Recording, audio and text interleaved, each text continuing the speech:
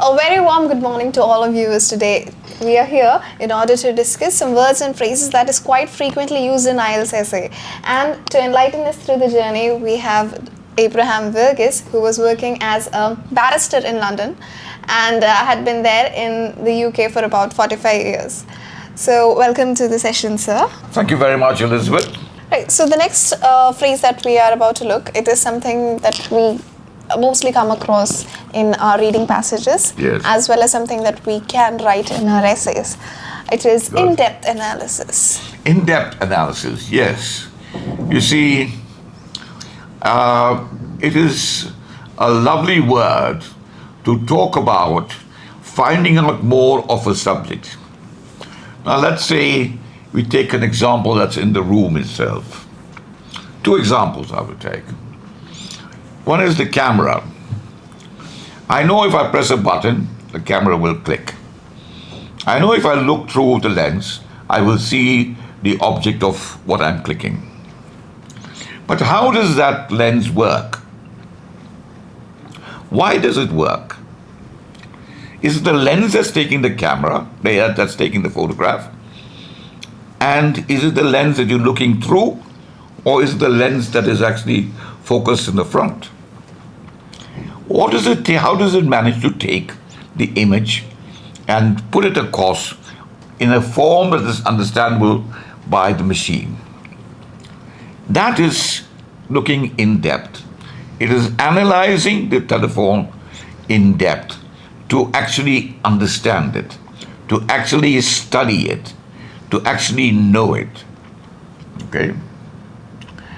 Then there is, for example, you as a lady. I come to know you, I speak to you, I hear about your interests, I study about your thoughts, I share certain ideas with you, and gradually I'm getting an in-depth analysis of your character, your likes and dislikes, your particular nature, and how you think. Right. Okay?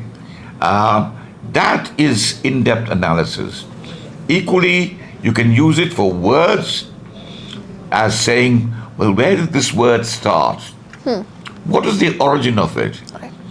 Was it Sanskrit? Did it come from Latin or Greek that had its origin in Sanskrit? Or was it a word that's been created by the new use of technology? Is it something that has been invented recently or socially become the fashion? Right. Okay? So there are many sources of in-depth analysis, and you'll find it in the dictionary where you not always, but you ought to be able to find it in the dictionary to know the origins of that word. Right. That is studying it in depth. Okay? Right. Thank you so much, sir. Not at all. Okay, moving on. The next set of words is something that is very relevant in today's world. Yes. It is substance abuse. Substance abuse, yeah. It's a very relative term, I suppose, because substance abuse can also mean taking a lot of paracetamols, Right. but within the limits that is prescribed by the doctor, which is 8 a day, right? Sometimes substance abuse can be because you use a particular type of cream or a particular type of lotion, which after a while has an effect on your skin or has an internal dimension to it. It can be anything that has an effect on you, and that effect can be physical or mental. But what is actually meant by substance abuse is supposed to mean that it is taking drugs. Okay? Now don't forget, these drugs have got a medical purpose also. Right. Every drug has got poison in it. Every form of vegetation has got poison in it. But here you've got a plant, okay, which is another form of vegetation also, that emits a certain liquid which for positive reasons is very helpful for patients. Right. But in a negative reason, that's like taking alcohol or excess of alcohol, has the effect of damaging your brain, damaging your system, putting you in a high state of mind, being careless or indifferent or to the world and what's going on, and effectively keeping you in a subconscious state. It is satisfying to the people who have reached the depth of their pain and their suffering.